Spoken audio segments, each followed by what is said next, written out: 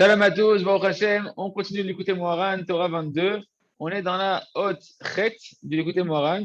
Et donc, on avait commencé un petit peu la retraite, on va reprendre à partir d'ici.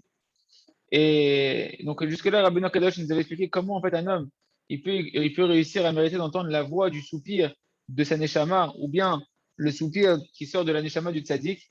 Au niveau individuel, c'est ma neshama par rapport à mon corps.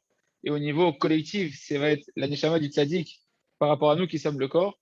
Et donc, grâce à ça, quand on peut entendre la voix du soupir de Gdusha, eh ben, ça va casser l'effronterie du corps, ça va casser le Yetzer Hara, et ça va permettre au corps de se soumettre à la Neshama et permettre à la Neshama de dévoiler toute la Emouna et toutes les perceptions d'Hachem qu'elle a et permettre de nous rapprocher du Tzaddik pour que le Tzaddik puisse nous dévoiler en retour également, qu'il puisse nous faire rentrer dans la Emouna, puisqu'on a dit qu'il y a 7 bergers de la Emouna. Et donc le Tzaddik Sedolam, lui, il inclut tous les 7 bergers à l'intérieur de lui. Et c'est eux, c'est les Tzaddikim qui nous peuvent nous permettre de construire notre Emouna. Et c'est ça notre protection face à tous les mauvais décrets que Dieu nous en préserve. C'est les Tzaddikim et la foi qu'on va avoir dans les Tzaddikim. Je voudrais revenir avant dans le prochain paragraphe, dans la retraite, ce qu'on avait commencé à voir la dernière fois, c'est comment on fait pour pouvoir devenir de la chair, un corps par rapport à l'âme, individuellement et par rapport au tzaddik. On avait commencé à voir, on va revenir dessus tout de suite. Juste une petite parenthèse sur un verset qu'on avait vu un peu en avant dans l'écoute Moran, qui était le fameux Télim qu'on dit tous les jours, où là-bas on dit Ancha Hashem Be'am Tzara. Hashem, il va te répondre au jour de ta détresse. Et là-bas, le Paparot, la Rorma, qui est un grand commentateur du côté Moharan, il dit quelque chose d'extraordinaire. On l'a abordé, mais je voudrais le revoir avec vous parce que c'est très, très, très rachou comment il explique. Il dit la chose suivante. Il dit, Yancha Hashem Beyam Tzara, Hashem va te répondre au jour de ta détresse. Donc on a dit que le jour, ça représentait la voix du chauffard, parce que le chauffard ne peut se dire que le jour. Donc c'est la dimension des cris, les voix de la Gdusha, les voix de la Tfila, les voix des soupirs de la Gdusha, de la Torah, etc. Les chants, les remerciements à Hashem. Et Ya'ancha Hashem va te répondre, Beyom Tzara, au jour de ta détresse. Et là, le Papa de la Chorma, il explique quelque chose, il dit, de quelle détresse on parle? On en avait parlé un peu la dernière fois. Il y a la détresse essentielle, qui est en fait le fait que la Neshama, elle ne peut pas se rapprocher du corps, parce que le corps, il est trop matériel, que le corps, il est trop dans les plaisirs de ce monde-là. Et donc la Neshama ne peut pas, elle a une souffrance, elle a une détresse, elle a une tsara qu'elle ne peut pas pouvoir venir faire ce qu'elle a à faire avec le corps, et pouvoir faire les mitzvot qu'elle a à faire à travers le corps, et pouvoir dévoiler au corps toutes les perceptions d'Akadosh Baruch Hu qu'elle a. Parce que le Neshama descend sur terre que pour rentrer dans un corps et là-bas s'élever grâce au corps, grâce aux épreuves qu'il y a dans le corps. Et donc ça, c'est la véritable tsara, c'est la véritable détresse. Et il nous dit là-bas, le Paparot de la Chorma, que qu'est-ce qui se passe quand une personne Chadasham a fait des averot? On a déjà dit tout ça, mais de la manière dont je l'ai relu dans les mots du Paparot de la Chorma, j'ai envie de vous le retransmettre pour le partager avec vous. Il nous dit, qu'est-ce qui se passe quand on a dit quand une personne Chadasham a fait des averot ou quand on a des plaisirs interdits, elle crée des anges accusateurs, elle crée des mauvais anges. Et ces anges-là, ils lui demandent après de le nourrir. La personne qui a créé ces mauvais anges-là, qui est l'auteur des averot, et ben ces anges, ils demandent à ce qu'on les nourrisse, qu'on subvienne à leurs besoins. Et deux choses, ben c'est qu'est-ce qu'ils vont faire? Soit Kadesham, ils vont traîner un homme de retourner dans des avérotes, ou soit ils vont eux-mêmes être la cause des tsarotes d'un homme, ils vont entraîner des détresses matérielles. Par exemple, le Zohar, il dit, qu'est-ce qu'il dit, ces anges-là? Havlan echaye, Havlan emzoné, ils crient comme des chiens avec effronterie, donne-nous à manger, donne-nous de la vie. Et donc, qu'est-ce qu'ils vont faire? Ils vont te prendre ta vitalité, Chad Shalom, ils vont prendre la vitalité de la personne qui a fait la vera, et ils vont lui prendre un homme sa parnassa. Il dit là-bas par le toutes les souffrances maternelles canoniques, les maladies, que ça peut être avec les enfants, que ça peut être avec la femme, que ça peut être la parnassa, et bien tout ça, hein, ça provient du fait que l'homme, il a laissé son corps aller dans des plaisirs interdits, et que maintenant, il a créé des anges, que ces anges-là, hein, ils réclament de la vitalité, ils réclament d'être nourris, et donc ils se nourrissent de toute la vitalité dans la vie d'un homme, et en particulier de sa parnassa et de tout ce qui tourne autour de lui matériellement. Et il dit le parparot la chorma, quand toi, tu vas te réveiller à cause de tes souffrances, parce que les souffrances, pourquoi elles sont là? Pourquoi Hachem, il fait que ces souffrances, elles viennent sur toi à travers ces anges-là que tu as créés mauvais? C'est pour te réveiller à la tchouva, pour casser l'effronterie de ton corps. Comme on a dit que la peur et le soupir, ils cassent le corps, ils brisent le corps, même un corps qui est dur et entêté. La peur, eh ben, elle va venir le contraindre de se remettre dans le droit chemin, et les soupirs sains, ils vont casser cette effronterie-là du corps. Et il dit le paparot de la forme, il dit attention, tout ça, ça marche. Si maintenant, toi, quand tu vas soupirer, tu soupires pas sur ton problème matériel. Alors que toi, tu as une tsara, à cause du fait que tu as fait des vérotes, ces anges-là, ils te font des tsarotes, et par exemple, ton parnassal est touché, par exemple, il y a des maladies qui viennent, de shalom, etc. Si toi, maintenant, tu soupires sur le problème en question matériel, donc tu restes encore dans les fronteries du corps, tu n'as pas compris que la véritable détresse, c'est la détresse de la neshama. que tout ça, ça va arriver parce que la Neshama ne peut pas résister dans le corps. Et donc que tu restes encore en train de crier maintenant que tu te sens oppressé dans une situation, non pas sur le spirituel, mais tu cries maintenant sur le matériel. Hachem, donne-moi de l'argent. Hachem, donne-moi de la parnassa. Hachem, donne-moi de la santé. Kipchuto. Le Zohar, il dit, ben, tu ressens de la même manière que ce qui est marqué sur ces anges-là, qui te disent, qui crient comme des chiens, comme des effrontés. Les anges, ils te crient, donne-moi à manger, donne-moi à boire. Et ben, le Zohar, il dit que toi, tu deviens pareil qu'eux. Tu es en train de crier comme un chien avec l'effronterie du corps. Tu es encore concentré sur ton corps, tu es encore concentré sur tes besoins matériels. J'ai besoin de manger, j'ai besoin d'une femme, j'ai besoin de la santé. On dit le parole de la Chorma, et du coup, eh ben, la tsara, elle ne peut pas partir.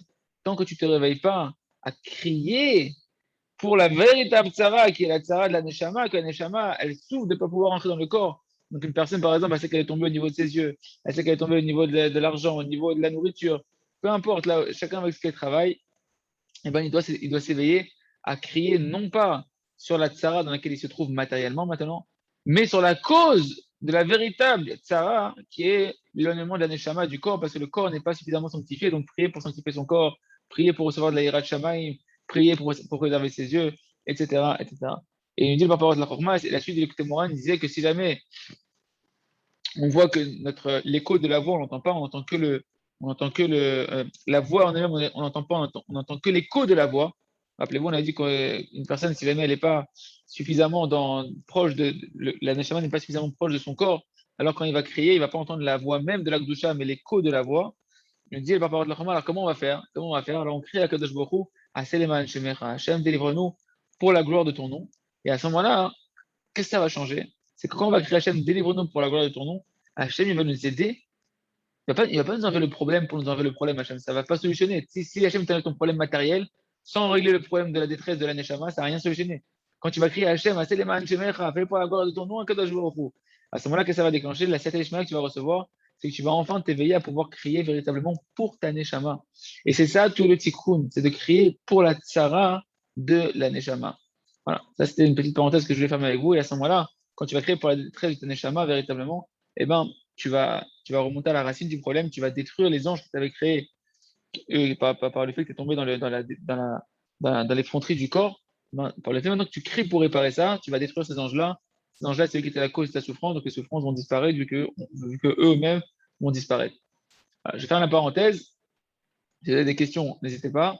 Sinon, on continue la haute chet ve'ezrat Hashem Yitbarach. Donc, retenir, le point essentiel que je vais vous dire, c'est bien de prier sur la détresse de la Neshama, sur la Yirat Shamaim, sur les sortir des mauvais désirs, des mauvais traits de caractère, et non pas se concentrer de prier sur la détresse elle-même. Comme il dit toujours le Rav Arush, il faut faire un tipul shoresh, un traitement à la racine, à remonter à la racine du problème.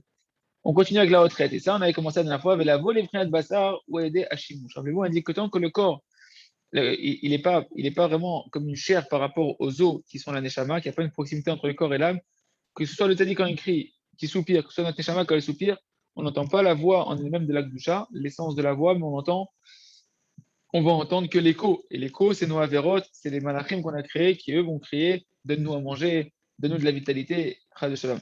Donc, comment on fait pour pouvoir recréer cette proximité entre le corps et la neshama, entre nous et le tzaddik? Voilà, vous les frères de Bassar ou aider à Shimouch. C'est par le fait qu'on va servir, qu'on va pouvoir servir le tzaddik. Aider chez Meshamesh, ta chacham, que tu vas être Meshamesh le chacham.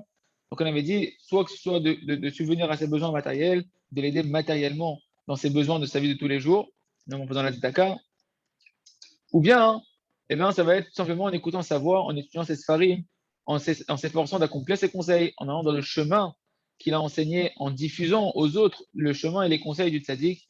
Et ça, on peut le faire que ce soit pour la Torah de Rabbeinu Akadosh, que ce soit de donner de la tzedaka pour diffuser les sifrei Rabbeinu, que ce soit d'étudier les sfarim de Rabbeinu et de les enseigner, c'est parti de les accomplir, ça s'appelle être Meshamesh, le tzaddik. Et bien évidemment, il y a les tzaddikim amitzim, cette dimension est vraie pour les tzaddikim amitzim vivants de notre génération. Et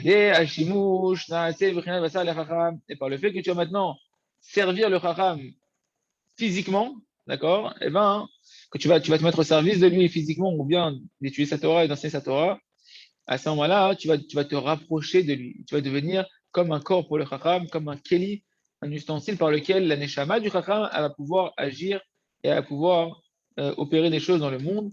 Et donc, tu deviens proche avec lui comme le corps qui permet à l'âme d'agir. Et maintenant, tu deviens comme le corps du Chacham, le corps du tzaddik, que tu deviens un prolongement du tzaddik. Et donc, tu vas pouvoir entendre non pas l'écho de la voix du tzaddik quand il va te parler, le tzaddik, mais tu vas entendre véritablement la véritable voix du tzaddik qui, elle, a la force de casser l'effronterie du corps. Et donc, de pouvoir surmonter les pulsions du corps. Et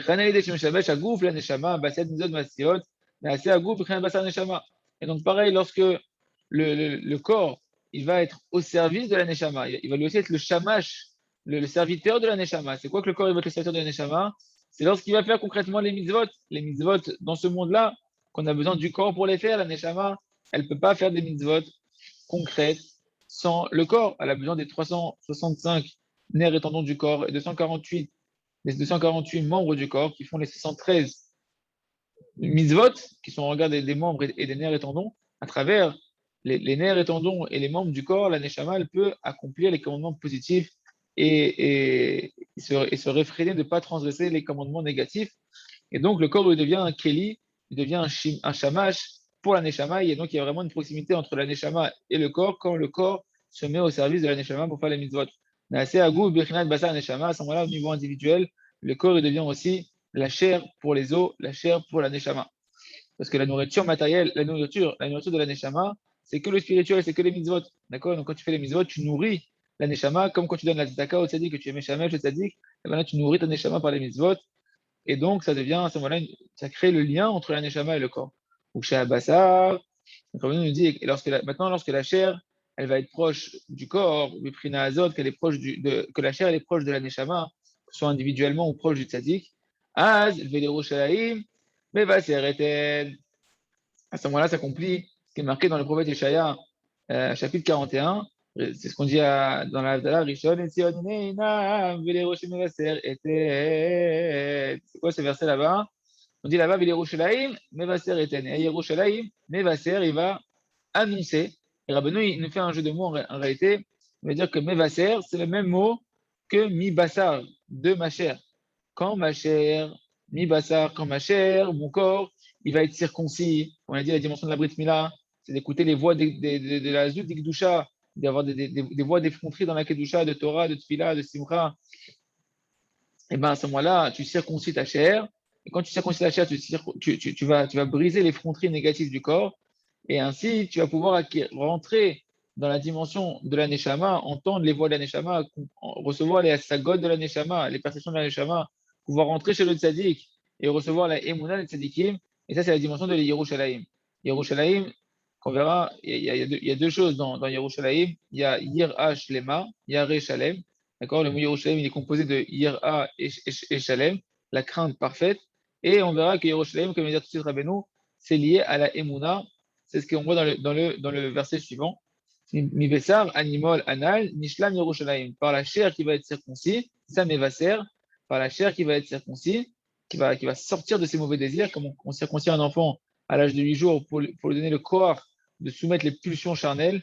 D'accord? Et ben, donc la chair, quand elle est circoncise, ça Mevaser. Nishlam Yerushalayim, elle va être perfectionnée, elle va se rendre parfaite. Yerushalayim, Shehi Kirya Ne'emana. Yerushalayim, elle est appelée Kirya Ne'emana. Ne'emana, c'est la chaîne de Emouna. C'est une ville de Emouna, c'est un endroit de Emouna, Yerushalayim. Si Eretz Israël, c'est une terre de Emouna, Yerushalayim, c'est le centre d'Eretz Israël, c'est le centre du monde, c'est le centre de la Emouna. Bien évidemment, le Kodesh Kodashim, le Beth Amikdash, et puis après le Kodesh Kodashim, c'est pour ça que quand on fait la Mida, on doit penser toujours dès qu'on est en train de prier, la prière qui est l'expression de la Emouna. C'est marqué dans la Lacha qu'on doit diriger avant la Mida son cœur vers Israël, vers Yerushalayim, vers le Beth Amikdash, vers le Kodesh Kodashim. Tout ça, ce sont on va concentrer, on va se rapprocher du point le plus pur de l'endroit où la concentration de la Emouna elle sort sur la terre, c'est Yerushalayim, c'est le Kodesh Kodashim. Donc en tout cas, Yerushalayim, on voit que dans le verset, clairement, elle est appelée Kiryan Emana, qui est un chaîne de Emouna, elle est attachée à la Emouna. Et donc, c'est quoi le verset? Yerushalayim Mevasereten, lorsque Mevaser, Mibassar de ma chair, Mevaser c'est ma chair, je vais la sanctifier, alors je vais pouvoir rentrer dans Yerushalayim, je vais pouvoir recevoir la Emouna chez Iklaliyut Akdusha. Il y a qui dit Rabbeinu Akadosh que la Emouna, la foi, c'est la globalité, ça englobe toute la Kedusha. Toute la Kedusha, elle se trouve dans la Emouna. Quelqu'un qui veut devenir Kadosh, il faut qu'il cherche la Emouna. Pour venir chercher la Emouna, il faut chercher les Tzadikim. Les Tzadikim sont les bergers de la Emouna. sont eux qui sont les détenteurs de la Kedusha. Et plus tu vas recevoir de la Emouna des tzadikim, et plus tu vas pouvoir devenir Kadosh, avoir la force, comme on l'a expliqué dans la Torah précédente, de préserver tes yeux, de préserver tes oreilles, de préserver ta bouche, de préserver ton œil, parce que tu sais que tout c'est Hachem. La Emouna, tu vois Hachem partout. Tu sais qu'il n'y a pas d'autre plaisir que Kadosh Baruch Hu. Tu sais que dans chaque chose, quand tu vas faire le Ratzon Hachem, que tu vas écouter Hachem, que tu vas ne pas faire ce que Hachem ne veut pas que tu fasses, que tu vas faire ce que Hachem veut que tu fasses, tu vas recevoir un plaisir extraordinaire et ça te donne la force d'être Kadosh, de pouvoir de te séparer de ce qui est interdit et de faire que ce qu'Hachem lui demande. Et Kadosh, de rentrer dans l'union avec Kadosh Baruch Hu, les Kiddushim, l'union avec Kadosh Baruch Hu, et bien, tout ça, ça se fait grâce à la Emouna. Plus une personne va avoir de la Emouna, et plus elle va pouvoir devenir Kadosh. Et ça, on le reçoit de qui? Cette Emouna qui est la globalité de la Kdusha, chez Mekablin, Tzadiki, Ador, Amitim. Ça, on les reçoit des Tzadikim de la génération authentique. Vous voyez bien que Rabbeinu ici, il dit des Tzadikim de la génération. Il y a plusieurs Tzadikim Amitim dans la génération. Chacun il a son niveau, chacun il a son endroit, et chacun est rattaché à un des 7 bergers de la Emouna. Et bien évidemment, tous sont rattachés au Tzadik et Sadolam. Mais voilà qu'il y a des différents Tzadikim Amitim authentiques de la génération qu'il faut chercher à se rapprocher d'eux pour recevoir de la Emouna et pouvoir devenir Kadosh. Rappelez-vous qu'on avait dit que c'est pour ça qu'Abraham Avinu, c'est le premier qui a été circoncis et qui a circoncis sa maison pour nous dire que quand tu te circoncis, tu rentres dans l'alliance avec Hachem par le mérite de Abraham Avinu, qu'Abraham c'est le premier des 7 bergers de la Emouna. Donc le fait de circoncire sa chair, de pouvoir casser l'effronterie du corps, te donne accès aux tzadikim qui eux ont donné accès à la Emouna et à la Kedusha. Tu ne peux pas te rapprocher des tzadikim sans avoir de l'effronterie de Kedusha, une effronterie sainte. Chez Oubriachinat, Kol HaKola Kedusha, cette effronterie sainte, on a dit que c'est globalement toutes les voix de la Kedusha. Chaque fois que tu vas exprimer une voix de la Kedusha, dans la Tfila, dans la Torah, dans les soupirs, dans les remerciements, dans les bruits de la Zdaka, quand on donne la Zdaka au Tzadik et que ça fait des bruits des pièces, c'est aussi des voix de la Kedusha. Tout ça va représenter l'effronterie de la Kedusha qui permet de briser l'effronterie négative du corps. Et nous donner accès au Tzadikim. Grâce à ça, on peut briser l'effronterie des forces du mal. Que ça, c'est l'effronterie du corps. Et grâce à ça, on mérite de se rapprocher, de s'attacher au tzadikim, de se coller au tzadikim. Et c'est grâce à ça, c'est que quand tu as accès au tzadikim, que tu peux mériter d'avoir une foi parfaite. Que cette foi parfaite, c'est la dimension de Yerushalayim. Celui qui veut avoir une foi parfaite, mes amis, si Rabbeinu il a dit que pour monter de niveau en niveau, on peut y arriver qu'en Eretz Israël, et ben l'endroit par contre où là-bas tu montes de niveau en niveau de manière très accélérée, c'est Yerushalayim, et en particulier à la Yeshiva du Rav Arush, on vous attend, la Tachem, Yerushalayim qu'on appelle ça Kiryan et Emana, donc la ville de la Emouna, d'accord? Et donc tout ça on le mérite par le fait de Mevaser. Mevaser c'est quoi? C'est Mibassar, lorsque tu vas sanctifier ta chair. Donc le Rav Arush et Yahye, Moreno Rabbeinu nous fait un petit sikou, un petit résumé de quelles sont les étapes qu'un homme par lesquelles il va mériter de pouvoir recevoir les remontrances des tzadikim de la génération qui vont pouvoir faire toute la protection pour l'âme Israël, parce qu'ils font des remontrances par rapport aux décrets terribles qu'ils ont entendus sur l'âme Israël, donc ils sont là pour nous faire teshuva et annuler le décret, et en même temps de pouvoir, par leurs remontrances, quand on peut les écouter, qu'on peut entendre véritablement leur voix et non pas l'écho de leur voix, casser les fronteries du corps, casser les pulsions charnelles, et pouvoir, Hachem, rentrer dans la Emouna et dans la Kedusha. Donc, c'est quoi les petites étapes? Il nous dit, Aleph, toutes les voix de la Kedusha, comme les soupirs, les cris, le son du chauffard, etc., on va casser les fronteries du corps. Bête, petit 2. À ce moment-là, la Neshama, elle va se rapprocher du corps, parce que le corps, il est plus effrontré, donc la Neshama, elle peut rentrer dans le corps et elle peut l'éclairer et lui faire connaître toutes les perceptions que elle, la Neshama, elle voit constamment. J'ouvre une parenthèse. Hachem m'a éclairé sur quelque chose qui est connu, mais de faire le lien avec cette Torah-là, c'est magnifique. Vous savez, les autistes ou les enfants qui sont très diminués physiquement, etc. Comme par exemple à l'époque le petit Shmuel, qui avait eu le petit Shmuel, et les autistes, la petite Anaël, toutes sortes d'autistes. Qu'est-ce qui se passe avec eux, les amis? En réalité, eux, leur corps, il est complètement limité. Leur corps, il est Kodesh Kodashim. Ils ne sont pas du tout dans les plaisirs de ce monde-là. Les autistes, ils sont déconnectés de ce monde-là. Ils sont complètement déconnectés du plaisir de la nourriture, du plaisir des femmes, du plaisir de l'argent. Et donc, automatiquement, le corps, il n'a plus d'effronterie. C'est un corps qui est quasiment un légume. Il n'y a plus d'effronterie dans leur corps. Ah, il n'y a plus d'effronterie dans le corps des autistes. Qu'est-ce qui se passe à ce moment-là? La Neshama, elle voit d'un bout du monde à l'autre, elle voit tout. elle peut dévoiler ce qu'elle voit au corps. Et c'est pour ça que les autistes, quand tu trouves un moyen de communication avec eux, eh bien, ils te dévoilent des choses d'un autre monde. Ils voient des choses d'un autre monde. Ils sont complètement connectés avec une autre réalité. Parce que le corps ne fait plus écran. Et c'est exactement ce qu'on est en train de voir dans cette Torah-là. Ce que j'ai fait en la parenthèse, c'est juste un exemple concret qui n'est pas le fruit d'un travail, mais qui est le fruit d'une méthode qu'Hachem a créée sur Terre, que comment on peut comprendre que les autistes ils voient des choses extraordinaires. Pour les tzadikim, on a compris que les tzadikim, eux, c'est le travail. C'est encore un niveau beaucoup plus grand, parce que c'est par le travail qu'ils vont faire de sanctifier leur corps, qu'ils vont enlever les écrans entre leur corps et leur neshama, et que la neshama va pouvoir venir et dévoiler tout ce qu'elle voit, la neshama. On continue, troisième étape, on avait dit, va aider chez Agouf, par le fait que le corps, maintenant, il devient véritablement la chair qui est proche des os, c'est-à-dire la chair qui est proche de la neshama, quand ça devient un véhicule pour l'âme, eh ben on peut recevoir la Emouna des 7 bergers de la Emouna des tzadikim. La Hod Dalet, quatrième étape, et ça se fait par le fait, comment on fait que le corps il devient proche des tzadikim, ou que le corps il se rapproche de la neshama, c'est quand le corps il va servir la neshama en faisant les mitzvot concrètes. Quand tu vas faire des mitzvot concrètes, tu peux permettre à la neshama de se coller au corps pour agir à travers le corps, et également en servant les tzadikim. Voilà, là je suis un peu enrhumé. Et pareil, qu'on va être Meshamesh le Chacham, lorsqu'on va servir les tzadikim, on devient proche d'eux, on devient comme un corps par rapport à la Neshama qui est le tzadik.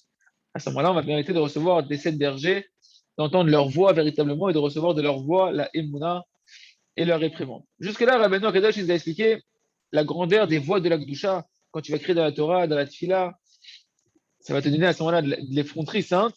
Et à ce moment-là, ça permet de casser l'effronterie de ton corps, toutes les pulsions de ton corps qui proviennent du côté de la Touma.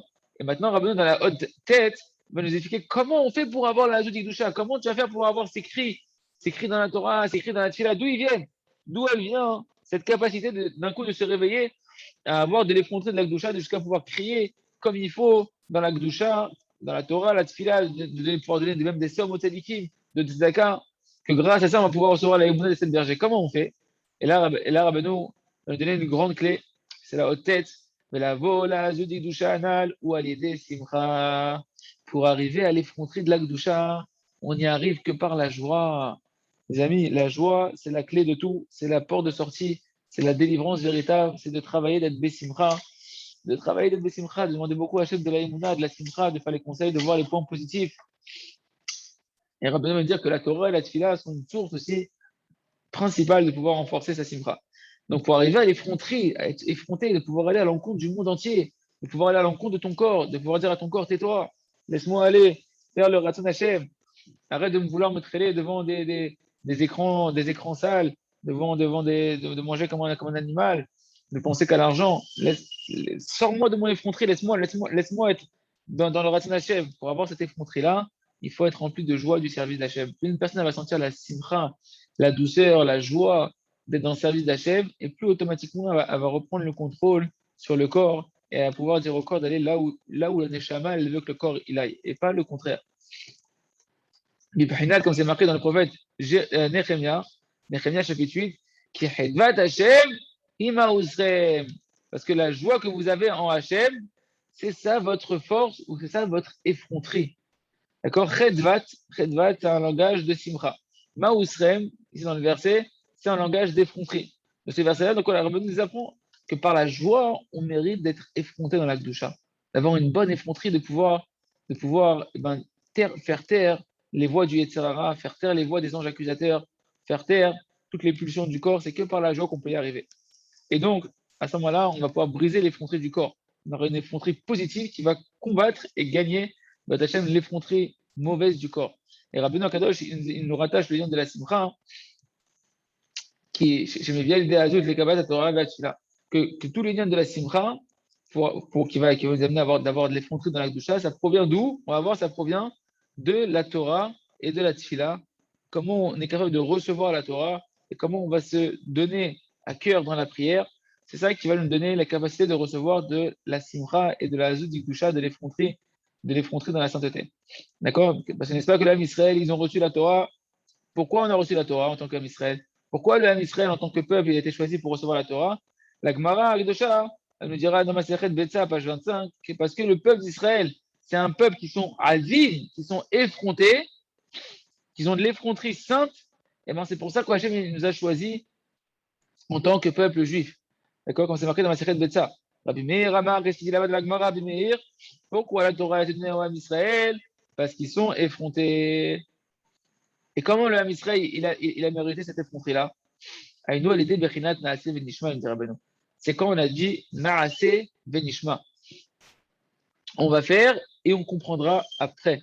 Alors quand on dit on va faire et on comprendra, c'est pas, parce que c'est marqué on va faire et on l'entendra. C'est pas on va entendre, c'est pas après on a entendu.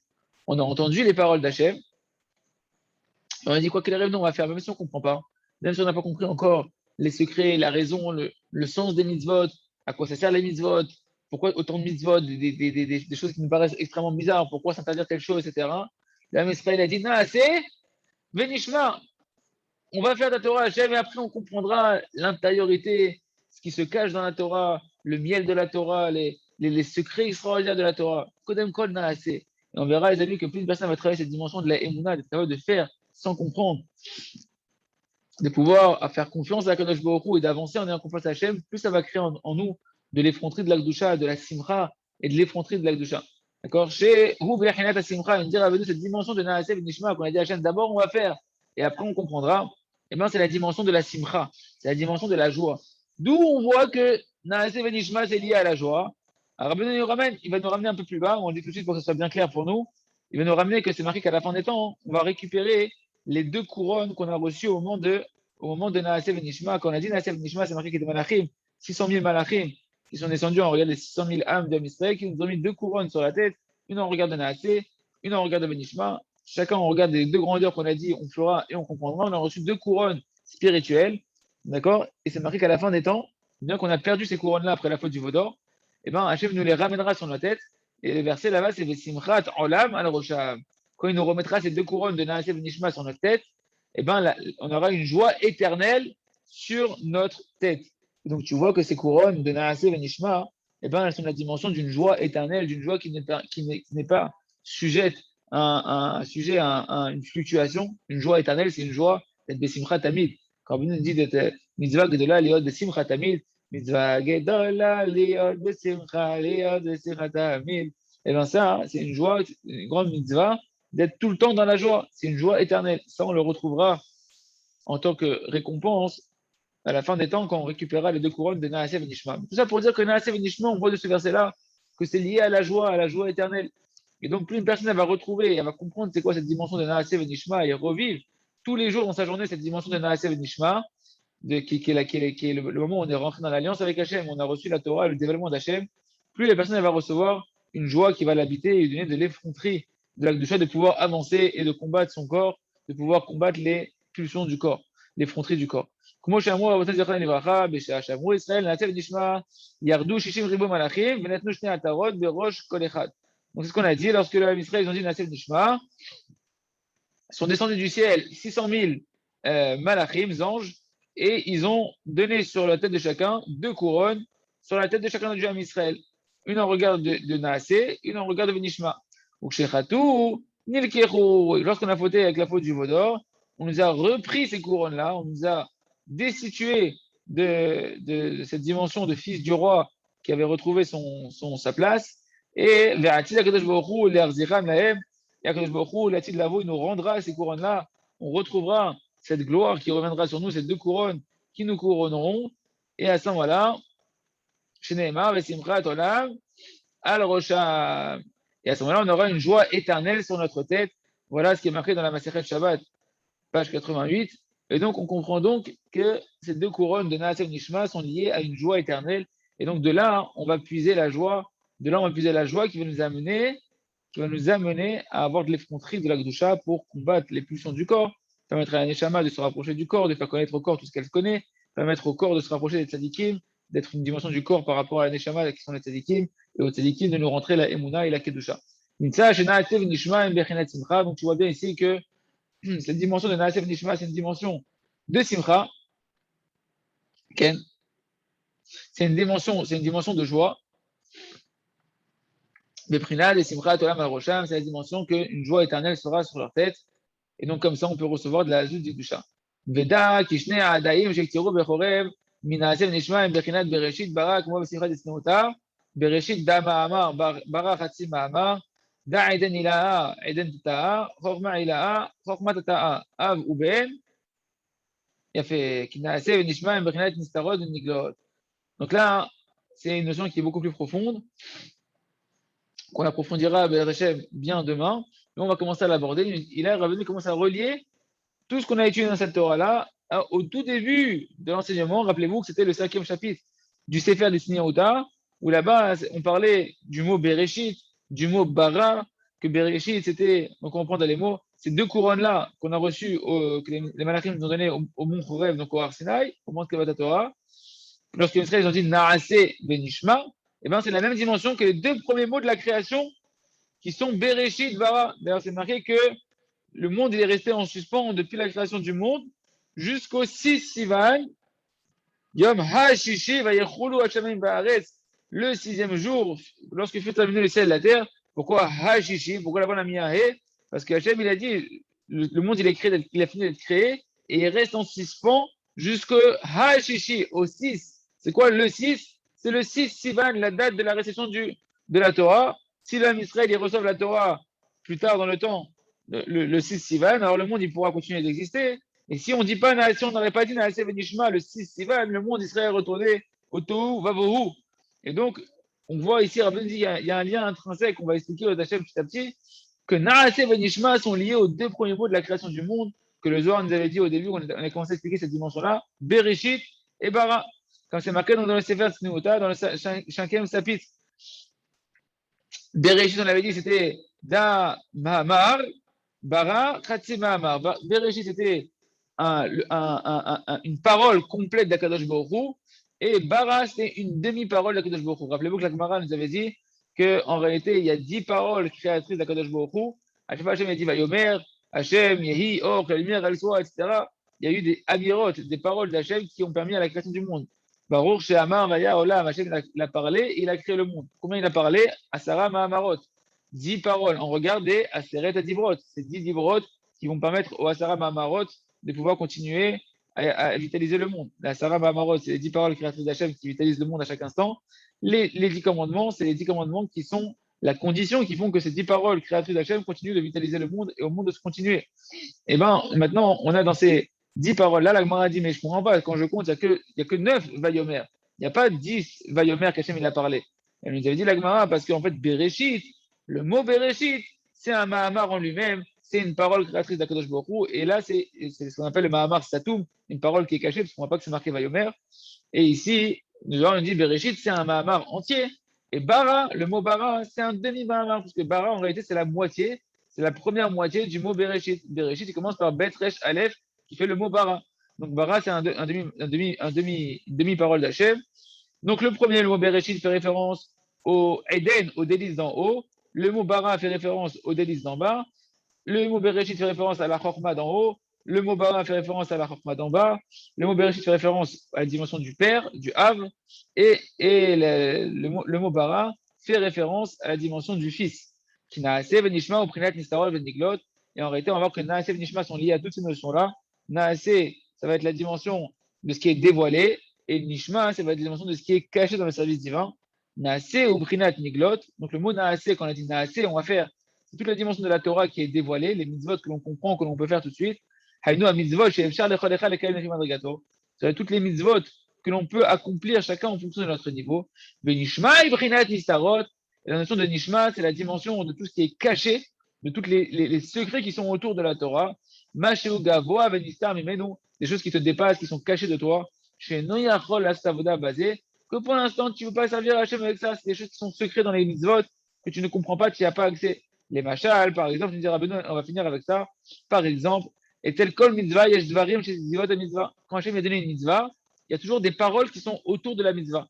Parce que kimilva, datsivu, la neema batora, lesquelles mitzvah, yesh od la dvarim batora. En dehors du commandement qu'Hachem il a donné, il y a des choses qui vont graviter autour de cette mitzvah-là, d'autres paroles, d'autres mots qui ont été employés par Hachem, qui gravitent autour de la Torah, qui ne sont pas là pour te donner le commandement lui-même, mais qui sont autour. Et ça va être les secrets de la mitzvah. Par exemple, et on termine là-dessus, d'abord Hachem el Moshe, Hachem il a parlé à Moshe, ces mots-là, après Hachem il a donné la mitzvah, Kadesh li kol bechor, peter kol rechem, tu vas sanctifier pour moi chaque premier-né, etc. Les mots, tu vas sanctifier chaque premier-né, c'est la mitzvah. Mais Vaïdaber, Hachem et Moshe, ça sert à quoi? Ça sert à quoi de me dire dans la mitzvah et Hachem, il a parlé à Moshe? Eh ben, c'est pour te dire que Sh'ar Dibouré à Torah chez Zvot et Mitzvah sont les paroles qui gravitent autour de la mitzvah. Et toutes ces paroles-là que tu ne comprends pas, qui sont autour de la mitzvah, dans les mots, dans le verset de la mitzvah, que tu ne comprends pas, ça va être en réalité la dimension de Nishma. On comprendra plus tard, on fait, c'est ce qu'on comprend. Nishma, on comprendra plus tard, c'est les paroles qui sont autour de les paroles de la mitzvah, qui sont cachées, qui renferment en elles les secrets. La mitzvah en elle-même, on peut l'accomplir, mais maintenant, ces paroles qui sont autour de la mitzvah, qui sont cachées, ça, on ne les comprend pas, on ne peut pas encore les accomplir. Mais c'est la dimension de on comprendra plus tard la dimension de ce qui est caché. On va s'arrêter là pour aujourd'hui, le Hachem. Il y a 5 qu'on puisse continuer demain, il merci Hachem, et qu'on soit dans la simcha pour avoir de l'effronté de la Kedusha, de pouvoir soumettre les passions du corps. Chazak, Venit Chazek.